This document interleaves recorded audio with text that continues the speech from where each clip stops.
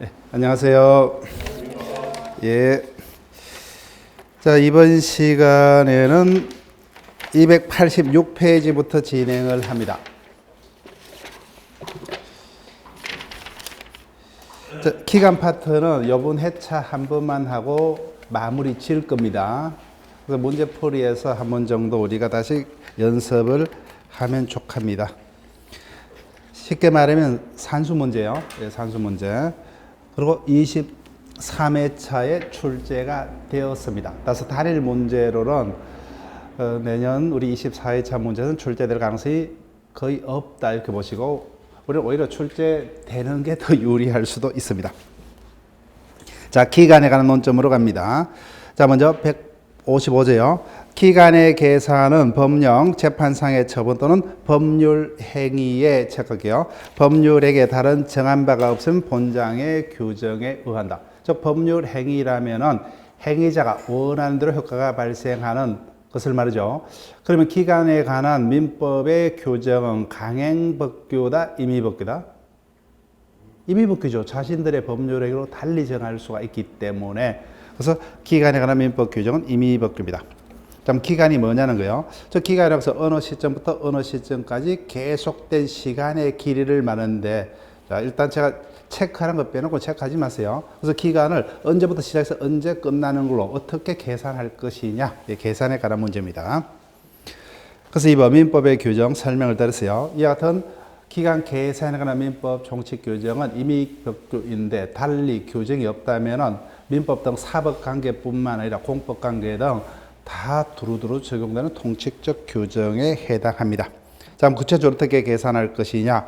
크게 두 가지 방법이 있습니다. 짧은 시간을 계산할 때는 시계를 가지고 계산을 합니다. 이것을 자연적 계산 방법이라 하고 자, 156조. 기간을 몇 시간, 몇 분간, 몇 초간으로 정할 때는 즉시 기산한다. 그래서 시계를 보고 계산하면 돼요. 근데 우리 시험에서 만약에 산수 문제로 뜬다면 달력에 따른 계산, 역법적 계산 방법입니다. 즉 비교적 장기간의 어떤 기간 계산은 달력에 따라서 합니다. 따라서 157조. 기간을 며칠간, 몇 주간, 몇 월간 또는 몇 년간으로 정한 때는 계산할 때 뭐예요? 원칙. 초일은 산입하지 않습니다. 원칙적으로. 그 다음에 그러나 예외적으로 그 기간이 오전 0시로부터 시작하는 경우는 초일도 산입한다. 그다음 두 번째 예외, 연령 계산은 초일도 산입합니다. 그래서 각 주제별로 우리가 교과서에 그 예를 실어놨을 거예요. 자, 그럼 말일 볼게요. 만료점, 기간을 일, 주, 월 또는 연으로 정한 데는 기간의 말일의 종료로 기간이 만료한다. 즉 말일은 언제 끝납니까? 오후 24시로 끝나죠. 자, 그러면 연습을 해볼게요.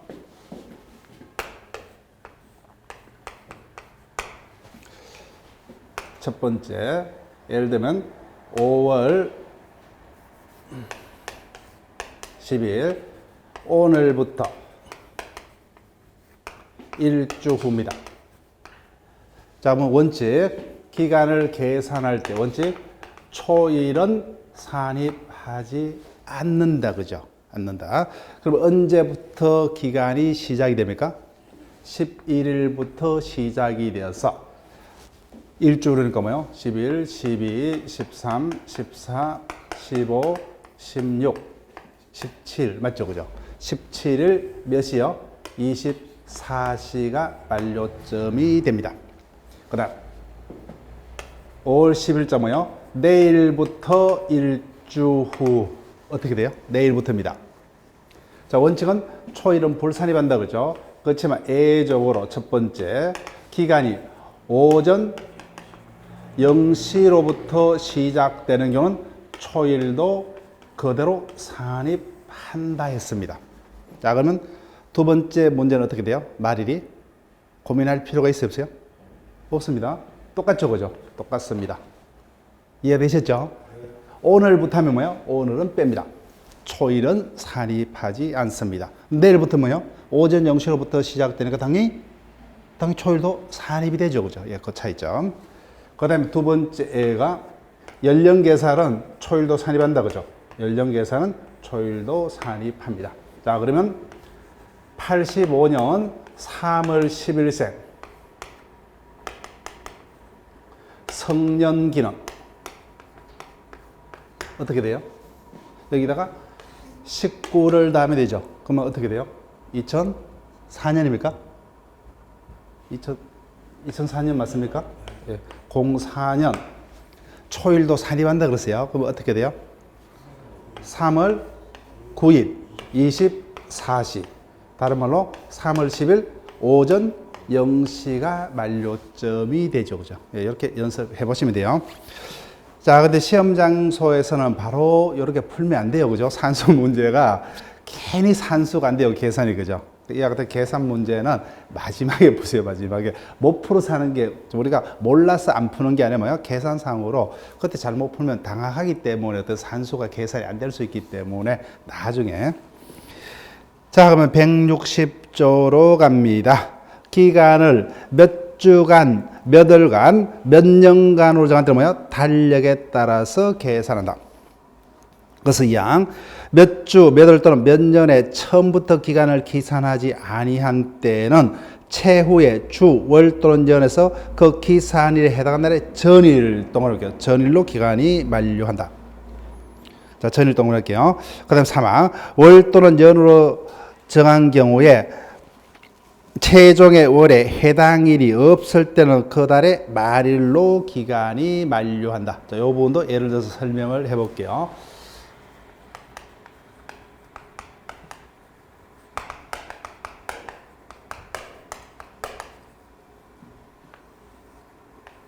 오늘이 며칠이죠? 2일이죠, 그죠? 자, 그러면 달력에 따라서 오늘부터 1주 후입니다. 자, 그러면 어떻게 돼요? 초일은 불산입하고 목요일부터 기산해서 기산일에 해당하는 절일이 언제입니까?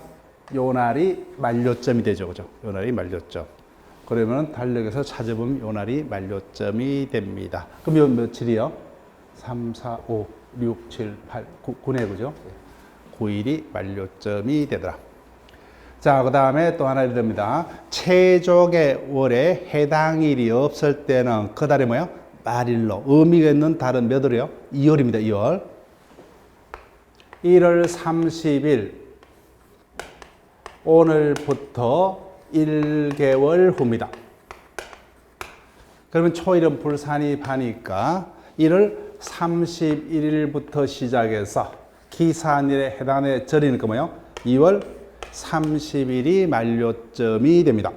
근데 문제는 2월 달은 30일이 없죠.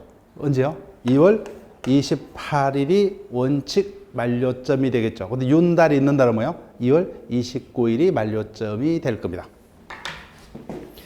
자, 그 다음에 마지막 조문요. 161조. 기간의 말일이 토요일 또는 공휴일에 해당한다. 그 기간은 이 길로 만료한다. 이건 쉬워요. 문제집에서 뭐예요?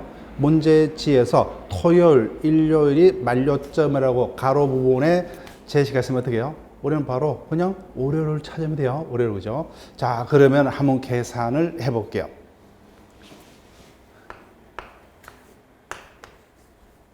12월 18일 오늘부터 1주 후입니다. 자, 그럼 언제 만료점이 되는지 계산을 해보세요. 예. 12월 언제요? 25. 그래서 기분 좋게 나왔다, 그죠? 예. 그러면 맞습니까? 틀려요? 왜 틀려요? 예. 요 날 뭐야? 빨간 날입니다. 예. 그것을 기억하셔야 돼요. 그래서 한 번만 1초만 여유, 그죠? 기간의 말이 뭐예요? 빨간 날이라면 그 다음 날로 만료가 됩니다. 자, 그렇게 연습해 보시면 돼요. 자, 그 다음에 넘기시면 288페이지. 우리 시험단 2번 정도 출제가 되었습니다. 기간을 거꾸로 계산하는 경우에도 뭐예요? 지금까지 배웠던 부분이 그대로 유추 적용이 됩니다. 자, 교과서에 있는 애는 여러분들이 한번 연습을 해 보시고,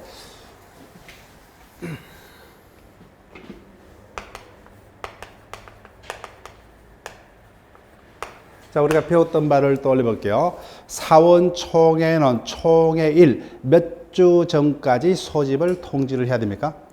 71주 전까지고죠. 1주 전까지 71조에서 규정을 하고 있습니다. 즉 예를 들게 되면 총회일이 2월 20일입니다. 총회일. 그럼 언제까지 통지가 되어야 하느냐? 초일은 빼죠, 그죠? 그럼 어떻게 해요? 19일부터 계산해서 거꾸로요. 18일, 17일, 16, 15, 14, 13일입니다. 자, 다음으로 그냥 바로 7을 빼면 돼요, 그죠? 예, 근데 하나 주의할 게 있습니다. 거꾸로 가니까 24시가 만료점입니까? 오전 0시가 만료점이에요? 0시입니다. 오전 0시. 근데 문제는 또 하나가 있어요. 총회 소집의 통지는 도달주입니까? 발신주요? 발신주죠. 그러니까 뭐요? 총회 소집의 통지는 최소한 언제요? 이때까지는 뭐요? 발신이 되어야 한다는 겁니다. 이렇게 거꾸로 계산하는 게도 유추 적용이 됩니다. 그래서 교과서 그 예가 있으니까 여러분들이 쭉 예를 연습을 해보시면 돼요. 자, 그럼 기간 계산에 관한 어떤 논점은 오늘로서 마칩니다. 이건 단순 계산 문제이기 때문에 우리가 문제풀이 봐서 쭉 연습을 한다면 뭐 따로 이 부분이 설명될 필요는 없습니다. 자, 그럼 291페이지로 옵니다. 자, 우리 민법 총칙의 마지막 논점입니다. 소멸시효에서 두 문제가 뜹니다. 근데 일단 미리 전제를 깐다면은 우리 민법 총칙 중에서도 대부분의 분들이 가장 하기 싫어하고 가장 어려움을 느끼는 부분이다, 이렇게 이야기를 할 수 있습니다. 특히 출제자가 이번 회차에서는 뭐요? 조금 더 수험생들에게 어렵게 문제를 내겠다, 그런 생각이라면 이 부분이 지문이 어렵게 구성될 수도 있습니다. 그래서 어렵게 구성되면 이 부분 상당히 난이도가 높게 갑니다. 왜냐하면 소멸시효 제도는 어떤 집행법과 연결이 됩니다. 집행법과. 근데 우리 집행법을 알 수가 없어요, 그죠? 그 용어들조차도 우리는 모릅니다. 그 부분을 우리가 모르기 때문에 그 부분을 제대로 이해한 상태에서 답을 구한다는 것은 사실상 힘들다. 그래서 최대한 뭐요? 우리는 일단 방어적 차원에서 제가 시킨 대로 그냥 어떤 키포인트를 잡고 기억하는 걸로 갈 겁니다. 그러면 웬만하면 우리 시험에서는 안 틀릴 거예요. 자, 그러면 소멸시효로 갑니다. 자, 소멸시효 파트에서 일단 291페이지부터 292페이지 제척기간 위에까지는 뭐요? 이 부분은 시험하고 직접적인 상관없기 때문에 제 설명을 오늘 듣고 그냥 흘려보내시고 반복 안 하셔야 돼요. 자, 그러면 소멸시효 제도로 갑니다.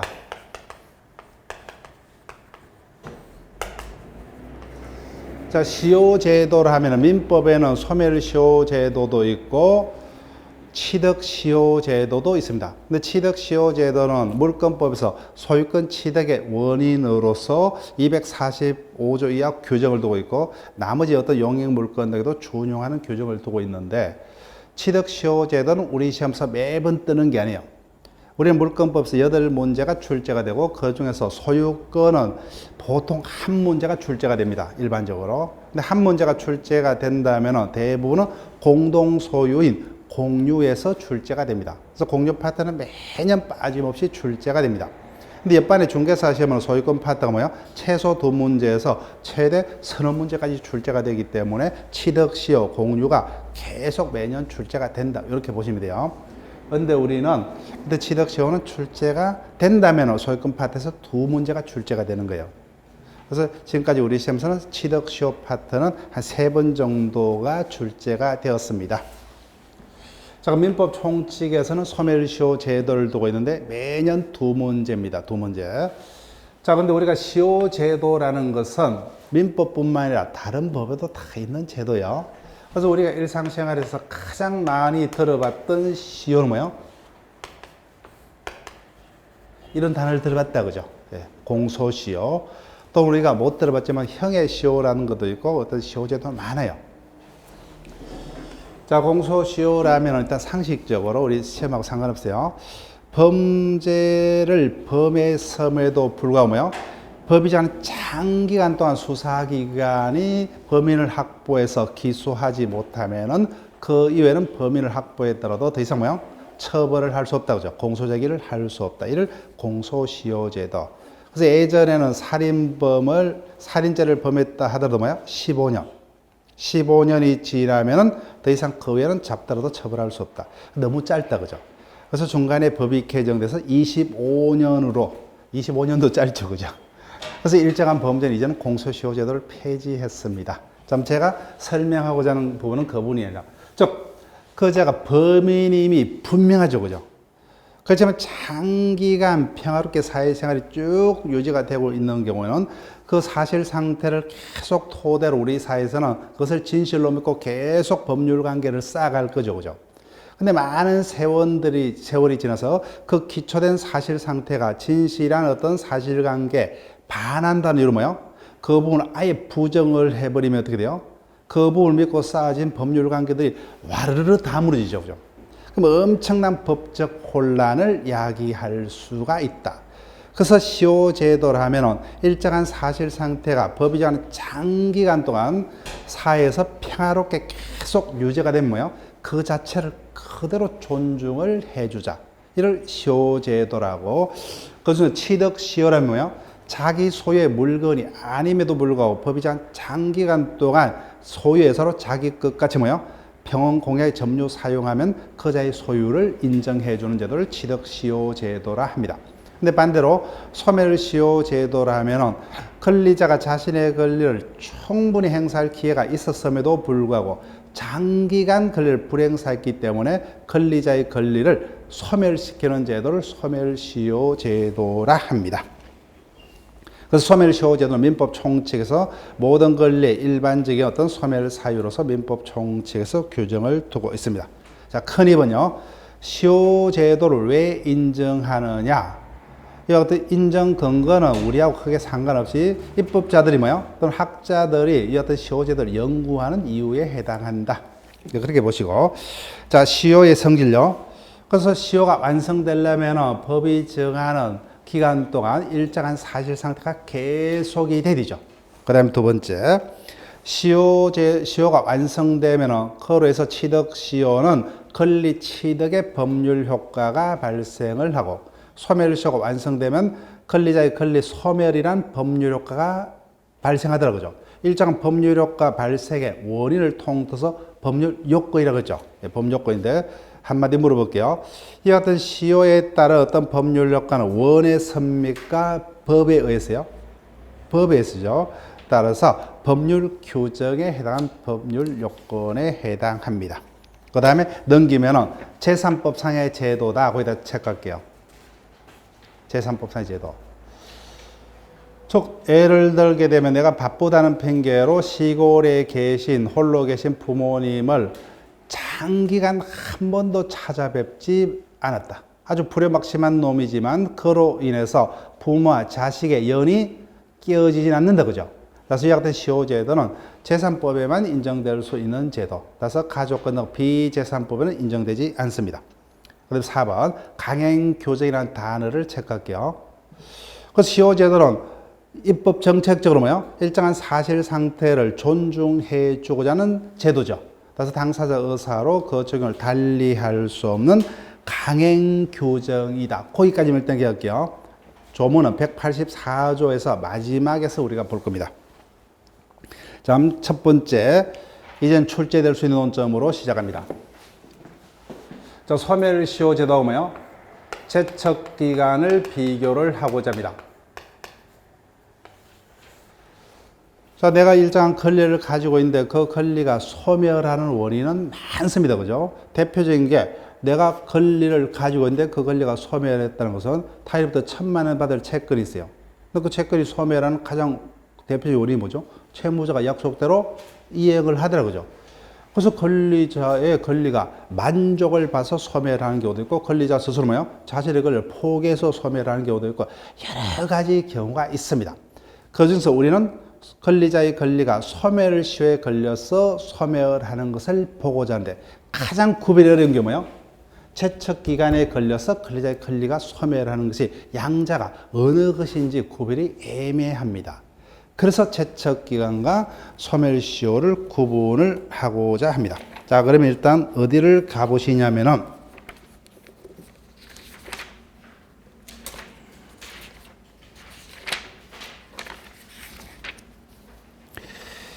263페이지로 가볼게요. 263페이지. 자, 263페이지 제일 아래쪽에 146조가 있습니다. 법조문을 가시신 분들은 바로 146조를 찾으시면 돼요. 네. 자, 263페이지 제일 아래쪽에 취소권은 추인할 수 있는 날로부터 3년 내에 법률 행위를 한 날부터 10년 내에 행사해야 된다고 하죠. 즉 대표적인 제척기간에 해당합니다. 자, 그럼 다시 들어올게요. 따라서 제척기간이란 취소권이란 권리는 추인할 수 있는 날부터 3년 또는 법률해가 있는 날부터 10년까지만 행사 가능하다고 하죠. 즉 제척기간은 일정한 권리에 대하여 법률에서 뭐요? 미리 예정한 해당 권리의 존속기간을 제척기간이라 합니다. 그럼 당연히 뭐요? 그 기간이 지나면 더 이상 취소권은 소멸해버린다고 하죠. 이와 같은 기간을 제척기간이라 합니다. 자, 볼게요. 제척기간이란 법에서 규정하고 있는 일정한 권리의 존속기간을 제척기간. 따라서 그 존속기간이 끝나면 당연히 해당 권리를 뭐요? 소멸할 수밖에 없습니다. 자, 법적 성질. 그러면 여하튼 제척기간에 걸리는 권리는 권리자가 어떠한 방법으로 권리를 행사를 해야만 권리자의 권리가 보존이 될 수가 있느냐. 법적 성질. 이 부분이 상당히 힘듭니다. 근데 우리 시험에도 일단 지문화가 되었고 앞으로 될 수가 있습니다. 자, 첫 번째, 우리는 판례만 차기 기억하시면 되죠. 그죠? 학설은 답이 아니에요. 근데 학설을 우리가 소개하는 이유는 판례를 기억하기 위한 용도입니다. 자, 학설은 제척기간을 어떻게 보느냐. 제척기간에 걸리는 권리는 권리자가 그 기간 내 재판으로 자신의 권리를 행사를 해야만 권리자의 권리가 보존될 수 있다고 해석합니다. 그럼 다른 말로 뭐예요? 그 기간은 소를 제기할 수 있는 기간, 제소기간 내지는 출소기간에 해당을 해버려요. 그런데 판례는 뭐예요? 출소기간이 아니라고 봅니다. 원칙. 판례는 뭐예요? 제척기간에 걸리는 권리일지라도 뭐예요? 권리자가 그 기간 내 자신의 권리를 뭐 재판을 통해서 행사하든 재판 밖에서 행사하든 권리자의 권리가 행사만 있으면 그에 따라서 권리자의 권리가 보존된다. 따라서 제척기간은 출소기간이 아니라고 봅니다. 그런데 판례가 출소기간으로 보는 경우가 있습니다. 출소기간으로 보는 거. 이거는 우리가 그때 외울게요. 물권적 청구권의 행사 기간을 판례가 제척기간에 걸린다고 봅니다. 그때 외울게요. 원칙적으로는 출소기간이 아니다. 여기까지. 자, 볼게요. 판례는 원칙적으로 제척기간에 걸리는 권리일지라도 뭐요? 뭐 재판으로 행사하든 재판 밖에서 행사하든 행사만 하면 족하다. 따라서 출소기간이 아니라고 봅니다. 다만 예외적으로 판례가 제척기간에 걸리는 권리를 출소기간, 즉 재판으로만 행사해야 되는 경우로 보는 경우도 있습니다. 즉 우리가 미리 그 부분을 확인하게 되면 어디냐 하면은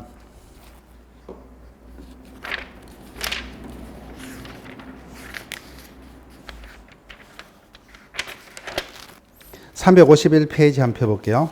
351페이지.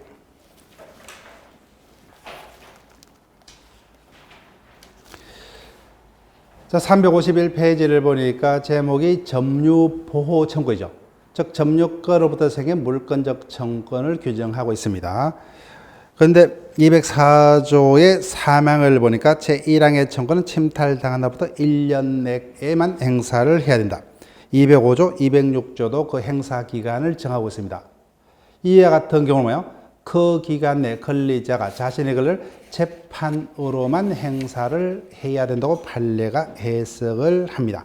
그래서 출소기간으로 보는 경우도 있다는 겁니다. 그래서 넘길게요. 따라서 원칙적으로는 판례는 여하튼 제척기간에 걸리는 권리라도 뭐예요? 권리 행사에 방법이 제한 없다 그죠? 재판으로 행사하든 재판 밖에서 행사하든 즉 원칙적으로 출소 기간이 아니라고 봅니다. 근데 예외적으로 출소 기간으로 해석하는 경우도 있다. 그때 올 겁니다. 그 하나밖에 없다 이렇게 보시면 돼요. 일단은 우리 시험에서는. 자, 그러면은 지금부터가 주로 지문화 됩니다. 양자를 구별하는 실익이 어디에 있냐는 겁니다. 자, 첫 번째, 취지는 대동소이하기 때문에 신경 쓸 필요 없고, 인정 범위입니다. 소멸시효는 재산권 일반이 소멸시효에 걸립니다. 근데 제척기간은 재산권 중 몇 줄 볼게요. 형성권이 제척기간에 걸립니다. 그래서 앞에서 우리가 취소권에 관한 146조를 읽었죠. 취소권이 대표적인 형성권 맞죠? 그래서 취소권, 해제권은 형성권은 제척기간에 걸립니다. 자, 그 다음에 기간의 연장 여부요. 우리가 조문은 그때 볼 겁니다. 소멸시효는 강행법규다, 그죠? 따라서 자신들의 합의로 그 요건을 더 어렵게 배제 연장 가중은 허용되지 않습니다. 그렇지만 자신들의 합의로 그 기간은 뭐요? 더 쉽게 단축 경감은 가능합니다. 자, 그런데 제척기간은 뭐요? 법에서 이미 146조에서는 취소권 행사 기간을 법에서 정하고 있죠. 당사자 합의로 그 기간을 달리 못합니다. 따라서 배제 연장도 할 수 없고 뭐요? 단축 경감도 허용되지 않습니다. 법에서 그 규정을 두고 있는 경우는. 자, 그 다음에 권리 소멸의 시기요.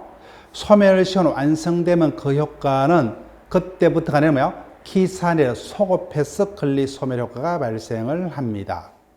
지금 292페이지 박스 부분을 지금 설명드린 거예요. 박스 부분. 그 다음에 제척기간은 뭐요? 당연히 그 기간이 만료하면 뭐요? 권리자의 권리는 장래를 향해서 소멸합니다. 그 다음에 중단정지 포기. 소멸시효는 나중에 확인하겠지만 중단정지 포기라는 제도가 모두 인정이 됩니다. 근데 제척기간은 공익상 규정한 제도이기 때문에 중단정지 포기 어느 것도 인정이 되지 않습니다. 그 다음에 제일 쉽게 뜨면 마지막이요. 소멸시효는 완성이 되었더라도 그로 인해서 이익을 받을 자가 법정에서 현실적으로 주장치 아니하면 법원은 고려치 않습니다. 근데 제척기간은 공익상 제도로서 당사의 주장 불문하고 법원이 직권으로 조사 판단해야 됩니다. 자, 그러면 옆에 들어갑니다. 그러면은 어떤 권리자의 권리가 뭐예요? 소멸시효에 걸려서 소멸하고 제척기간에 걸려서 소멸할 것이냐. 여기서 어떻게 구분할 것이냐. 법조문이 친절하게 설명을 하고 있지 않습니다. 그래서 학자들은 뭐야? 일반적으로 조문을 가지고 구분합니다. 자, 바로 우리가 한 장 넘겨볼게요. 한 페이지를 넘기면은 162조. 채권은 10년간 행사치 않으면 소멸시효가 완성된다. 시효라는 단어가 있죠, 그죠? 그죠? 같이 조문 자체에서 시효라는 단어를 두고 있는 경우 해당 권리는 소멸시효에 걸린다고 해석을 합니다. 근데 앞에서 취소권 파트는 취소권은 추인할 수 있는 날로부터 3년, 법률회의가 있는 날로부터 10년 내에 행사를 해야 한다. 시효라는 단어가 없죠, 그죠? 시효라는 단어가 없는 권리자의 권리는 제척기간에 걸린다고 해석을 합니다. 그런데 우리는 그게 중요한 게 아니에요. 2번입니다.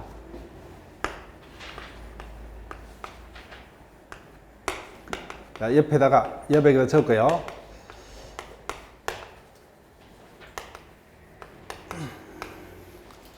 내가 가지는 권리가 뭐예요? 청구권이다, 그죠? 청구권. 우리가 첫째 주에 배웠어요. 청구권이라면 특정한 권리자가 특정한 의무자에게 의무행을 청구할 수 있는 권리입니다. 그럼 청구권이 실현되려면 상대방 의무자가 약속을 지켜야 되죠. 그래서 상대방이 뭐예요? 자신의 권리를 행사할 수 있는데도 장기간 불행사하면 그때는 시효소멸됩니다. 그래서 이 같은 청구권은 원칙적으로 뭐예요? 소멸시효에 걸립니다. 원칙이요. 예외적으로 제척기간에 걸리는 것도 있어요. 우리는 일단 청구권이라면 소멸시효에 걸린다 이렇게 보시면 돼요. 그런데 내가 가지는 권리가 뭐예요? 형성권이다, 그죠? 형성권은 권리만 있고 의무는 없죠, 그죠? 일방적으로 권리를 행사하면 그에 따른 법률 효과가 발생하기 때문에 의무자가 없어요. 따라서 형성권 뭐예요? 언제나 제척권입니다. 여기 중요합니다. 즉 내가 가지는 권리가 뭐예요? 형성권이라면 형성권은 100% 제척기간에 걸린다. 이렇게 바로 찾으면 돼요. 문제를 가지고. 자, 봅니다. 2번. 그 조문상으로 구별한 게 일반적이지만 조문이 다 해결할 수가 있는 게 아닙니다. 그래서 우리 시험 범위에 들어가는 애는 없어요. 가족법에 보게 되면은 시효라는 단어가 있지만 그 권리자의 권리는 100% 제척기간에 걸린다고 해석할 수밖에 없는 경우도 있습니다. 그래서 우리 시험은 더 중요한 게 이거예요. 그래서 보충적으로 권리의 성질에 따라서 내가 가지는 권리가 청구하면 일반적으로 소멸시효, 내가 가지는 권리가 뭐예요? 형성권이면 언제나 제척기간에 걸린다고 합니다. 자, 밑에 판례 우리가 심화반부터 외울게요. 자, 넘깁니다. 그러면 매일 문제를 하나 볼게요. 매일 문제. 1번 문제로 갑니다. 1번 문제. 제척기간에 관한 다음 설명 중 옳지 아니한 것은, 자, 박스를 보시면서 소멸시의 완성의 경우와 달리 제척기간에 의한 권리 소멸은 법원의 직권조사 사항이다. 맞죠? 그죠? 소멸시는 완성이 되었더라도 당사자가 법정에서 시완성을 주장해야 됩니다. 그런데 제척기간은 주장 불문하고 법원이 직권으로 조사 판단해야 됩니다. 그 다음 2번 소멸시효는 중단이라는 제도도 있고 정지라는 제도도 있고 포기라는 제도도 있다. 그죠? 제척기간은 어느 것도 인정되지 않습니다. 자, 그 다음 3번 소멸시효는 완성되면 그 효과는 기산에 소급한다. 그렇지만 제척기간 동안 권리 소멸에는 소급효가 없다. 그 다음 4번 앞에 설명드렸던 거죠. 소멸시효는 포기가 있지만 제척기간은 없어요. 그 다음 5번 소멸시효 제도는 법률행에서 이를 단축할 수 없으나 제척기간은 단축할 수 있다. 정답은 5번이죠. 그죠? 즉 소멸시효는 더 어렵게 배제 연장 가중은 안 됩니다. 그렇지만 더 쉽게 단축 경감은 가능하다. 근데 제척기간은 이미 법에서 뭐요? 취소권은 언제까지 그 규정을 두고 있기 때문에 아무도 뭐요? 건들 수 없다. 그죠? 배제 연장은 물론 단축 경감도 안 됩니다.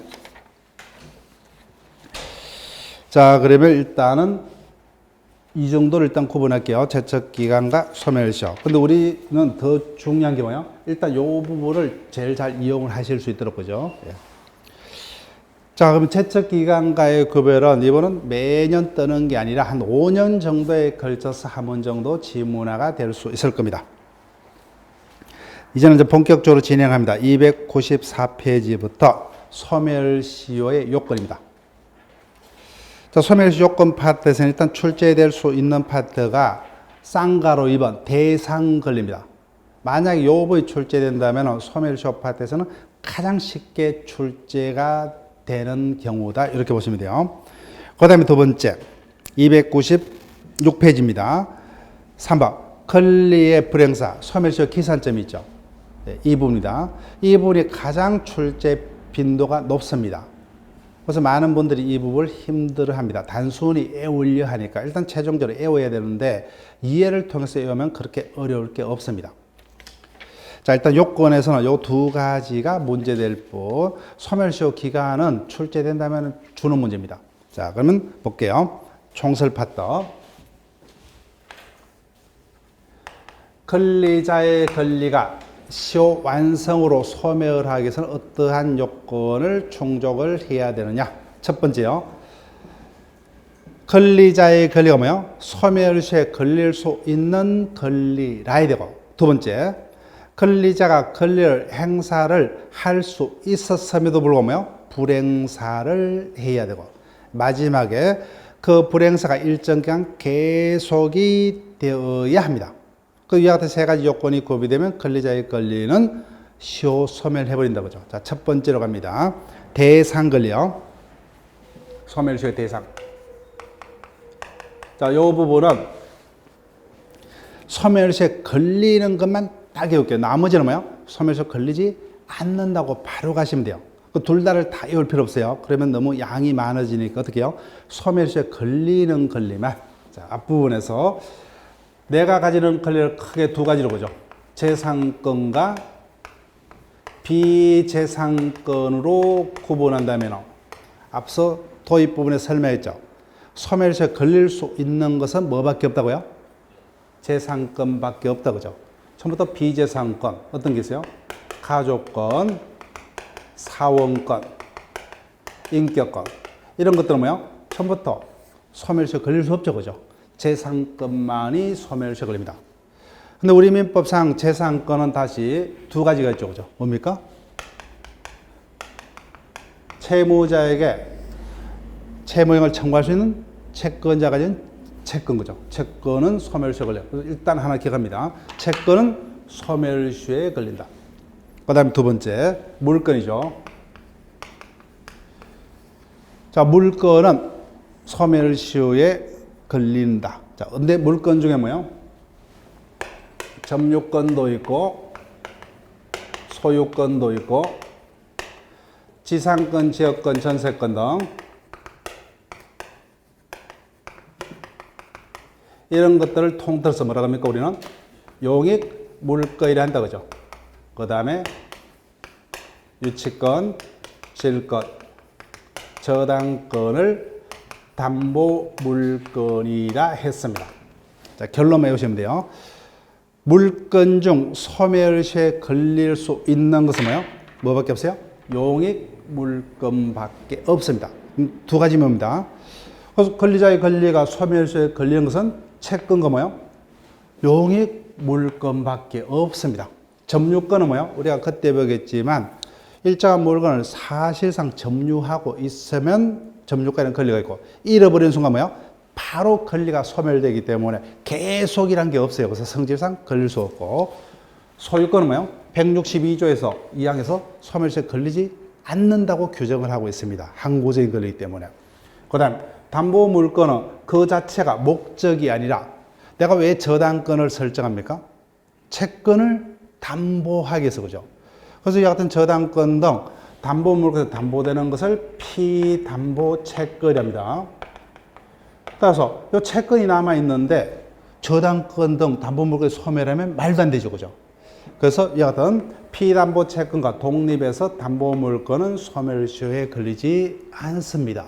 채권이 소멸하면 당연히 소멸해 버린다고 그죠? 그래서 우리가 물건법에서 배울 거예요. 부종성이랍니다. 결론. 내가 가지는 권리 중 소멸시효에 걸릴 수 있는 것은 뭐밖에 없어요? 채권과 용익물권. 용익물권은 다시 뭐 전세권과 지상권, 지역권인데 전세권은 일단 우리가 그때 배우자면 최장기가 10년입니다. 10년. 근데 기타 재산권은 소멸시효가 완성되려면 20년이요. 실질적으로 뭐예요? 전세권이 소멸시효에 걸릴 가능은 0%죠, 그죠? 그러니까 판례가 있어요, 없어요? 없죠, 그죠? 그게 문제 안 돼요. 하여튼 용익물권은 소멸시효에 걸리지 않는다 이렇게 보시면 돼요. 용익물권은 이론적으로 전세권은 소멸시효에 걸릴 수가 없어요. 예, 최장기가 10년으로 되어 있기 때문에 소멸시효가 20년이 충족이 될 수가 없어요. 그러니까 판례가 있을 수 없기 때문에 신경 안 써도 되고 용익물권은 소멸시효에 걸리지 않는다 이렇게 바로 보시면 됩니다. 자, 그러면은 일단은 2번 지문을 바로 한번 풀어볼게요. 1일 문제. 1일 문제. 선생님, 자, 제가 그럼 칠판에 적어볼게요.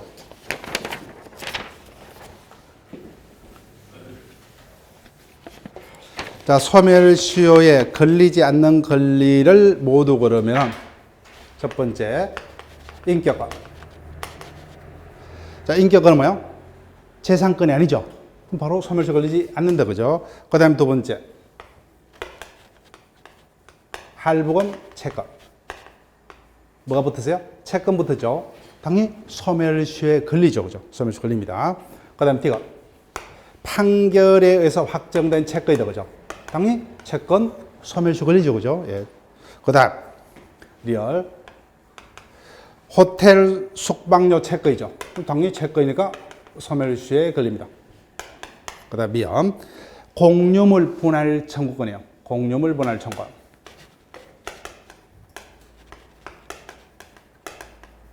자, 요것을 빠져나가셔야 돼요. 우리가 첫째 주에 배웠습니다. 공유물 분할 청구권은 명칭은 청구권이지만 청구권입니까? 형성권이요? 형성권이죠. 이건 형성권입니다. 그래서 형성권은 소멸시효에 걸린다, 걸리지 않는다? 걸리지 않는다, 그죠? 그 다음에 마지막에 유치권입니다. 금방 봤어요. 유치권은 소멸시효에 걸린다, 걸리지 않는다? 걸리지 않는다. 그래서 소멸시효에 걸리는 거 하면 채권 찾으면 돼요. 채권하고 뭘 찾으면 돼요? 용익물권 찾으면 됩니다. 나머지는 소멸시효에 걸리지 않는다. 바로 가시면 돼요. 예. 자, 그러면 나머지는 외울 필요 없어요. 소멸시효에 걸리는 것만 외웁니다. 자, 그러면 볼게요. 소멸시효의 대상의 재산권만이 소멸시효에 걸릴 수 있다. 그죠? 따라서 민법은 자, 위에 조문 162조 2항 볼게요. 채권 및 소유권 이의 재산권은 20년에 소멸시효가 걸린다고 하죠. 채권은 일반적으로 10년. 그러니까 뭐요?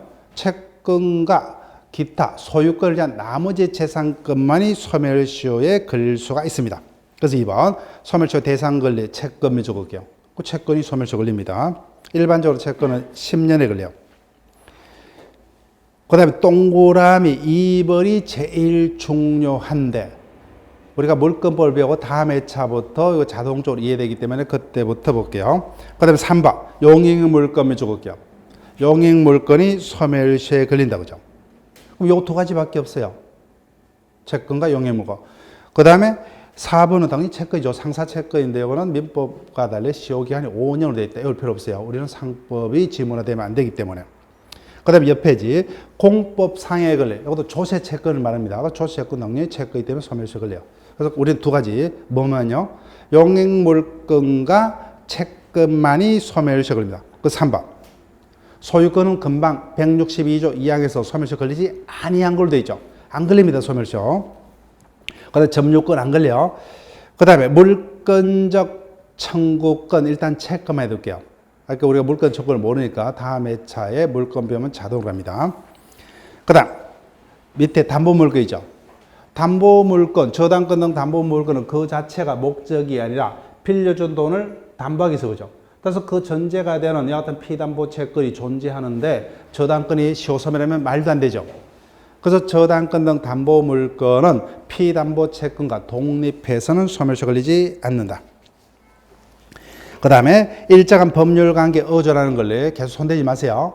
상린권, 이웃하는 토지들 간의 이용 조절 관계에 관한 내용입니다. 소유권의 일령이요. 그 소멸시효 안 걸립니다. 그 다음에 공유물 분할 청구는 뭐예요? 오늘 형성권이기 때문에 소멸시효 안 걸려요. 공유 관계가 지속되는 한은. 그 다음에 비재산권은 전부 다 소멸시효 안 걸리죠. 형성권 미적을게요. 형성권. 형성권은 소멸시효에 걸립니까? 제척기간에 걸려요? 제척기간에 걸립니다. 그래서 기억, 형성권은 권리만 있고 의무가 없습니다. 따라서 이거는 성질상 소멸시효는 있을 수 없어요. 제척기간에 걸립니다. 그때 둘째 줄, 취소권은 그 행사기간이 법에 규정되어 있죠. 법에 그 행사기간이 규정되어 있는 것은 당사자 의사로 절대로 달리 못합니다. 그 기간은 뭐예요? 배제, 연장, 가중, 물론 단축, 경감 어느 것도 안 됩니다. 근데 문제는 미쳐볼게요. 존속기간이 정함이 없는 경우 여기까지 미쳐볼게요. 자, 우리가 알고 있는 형성권은 취소권뿐만 아니라 해제권, 해지권, 상계권, 추행권, 철회권 등 많은 권리들이 형성권에 해당한다. 그죠? 그런데 대부분의 형성권이 민법에서 언제까지 행사할 수 있다는 행사 기간을 정해두고 있지 않습니다. 취소권까지 뭐예요? 명백히 그 행사 기간을 정하고 있는 경우는 그 기간은 어찌할 도리가 없어요. 배제, 연장, 가중, 물론 단축, 경감도 안 됩니다. 그런데 문제는 형성권은 형성권인데 법에 그 기간이 정해져 있지 아니한 경우는 어떻게 할 것이냐? 법에 존속기간에 정함이 없는 경우죠. 그때는 어떻게 할 것이냐? 자, 일반적으로 채권은 몇 년에 걸려요? 10년. 근데 소유권을 제한 재산권은 몇 년이요? 20년이죠. 20년입니다. 그럼 형성권도 재산권이기 때문에 20년으로 봐야 되는 거 아니냐는 겁니다. 근데 만약 20년으로 보게 되면 어떤 문제가 생기느냐? 우리가 채권법에서 배웁니다. 해제권을 행사를 하게 되면요, 원상 회복 청구권이 발생합니다. 앞에서 청구권은 어디에 걸린다고 그랬죠? 소멸시효 걸린다고 그랬죠? 그럼 원상 회복 청구권은 10년에 걸려요. 그럼 열심히 해제한 자는 뭐요? 10년밖에 보호가 안 되는데 가만히 팽팽 앉아서 해제권을 행사치 아니한 자는 뭐요? 20년간 보장된다. 그래서 좀 불합리하다 그죠? 그래서 우리 결론요. 법에서 그 기간을 정하지 아니한 경우 이와 같은 어떤 문제점이 있기 때문에 균형상 체크할게요. 10년의 제척 기간에 걸린다고 봅니다. 10년. 자, 볼게요. 존속기한의 정함이 없는 경우에는 거래에서 발생한 부당이득 반환 청구 등의 균형상 10년으로 해석을 합니다. 그 옆에다 적을게요. 이 경우 법에 정함이 없으면 10년으로 봅니다. 그런데 옆에다가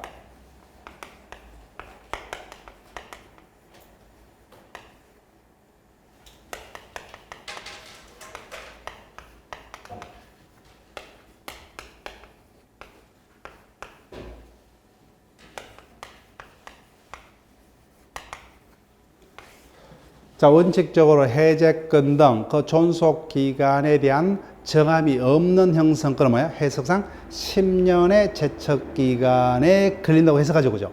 그렇지만 당사자의 합의는 뭐예요? 해제권 우리가 3년까지만 행사할 수 있는 거로 하자. 그럼 뭐예요? 그 합의에 따라서 10년보다 짧은 기간 내에 존속 기간이 인정이 됩니다. 그런데 10년보다 더 연장은 안 된다는 거예요. 예. 자기들의 합의가 있으면 10년 미만으로 뭐요? 그 존속기간 약정할 수 있지만 그 약정이 없을 때는 뭐요? 10년으로 제척기간으로 해석을 합니다. 자, 니은요. 일단 체크하지 마세요. 요번에 아직 우리 시험 출제된 법 없어요. 출제되면 상당히 어렵습니다. 자, 볼게요. 형성권의 행사 결과로 발생을 하는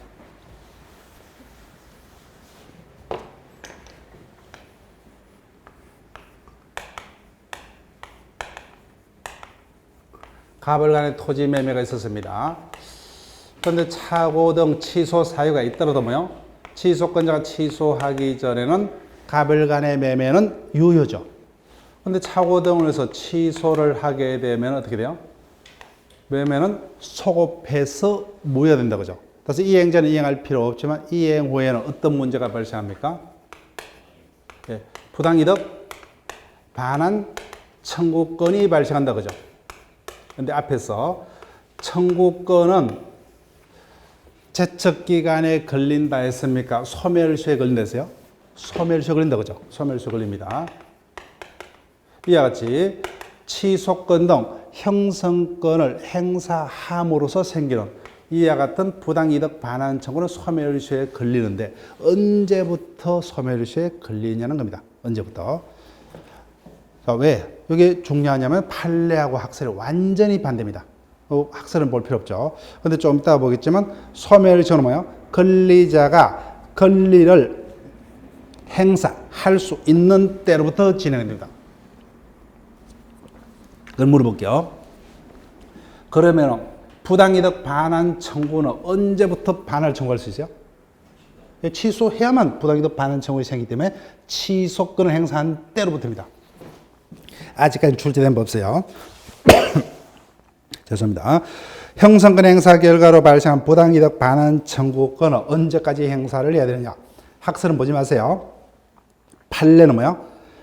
소멸시효는 권리자가 권리를 행사할 수 있는 때로부터 진행되기 때문에 부당이득 반환 청구는 취소한 때로부터 행사할 수 있다 그죠? 예, 취소권 행사한 때부터. 자, 그다음에 넘깁니다. 항변권. 소멸시효에 걸리는 권리는 채권하고 용익 물건밖에 없다 그랬죠. 다시 여기다 항변권 등은 그 발생에 기초가 되는 관계가 남아있는 한 독자적으로 소멸시효 걸리지 않습니다. 그럼 일단은 우리가 등기 전 청구라든지 뭐야? 물권 청구는 설명을 안 했어요. 그 부분만 우리가 물권법을 배우고 설명하면 여기는 쉬워요. 뭐만 확인하면 돼요? 소멸시효에 걸리는 것은 채권과 용익 물건밖에 없습니다. 나머지는 보려고 노력하지 마세요. 하나 추가하는 게 요거다 그죠? 형성권의 경우에 법에서 그 존속 기간에 정함이 없는 경우 원칙 몇 년의 제척 기간이요? 10년. 예, 그렇게만 기억하시면 돼요. 자, 그러면 문제 보세요. 소멸시효에 걸리는 권리. 채권 찾으면 돼요.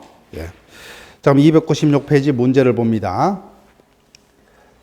자, 채권 찾으면 돼요. 자, 또 하나 뭐요? 용익 물건 찾고 없으면 뭐요? 청구권을 찾으면 되죠. 그럼 여기서 몇 번이 돼야 돼요? 답 보지 마시고. 예. 소멸시효에 걸리는 걸 점유권 안 걸리죠. 유치권, 담보물권 안 걸립니다. 주의, 토지, 토행권도 뭐요? 요거는 소유권의 하나의 일례이기 때문에 안 걸려요. 그 다음에 4번 소유권에 기한 물권적 청구권입니다. 설명 안 했지만 소유권이 소멸시효에 걸리지 않기 때문에 소유권으로부터 생긴 물권 청구도 소멸시효에 걸리지 않습니다. 근데 5번이요.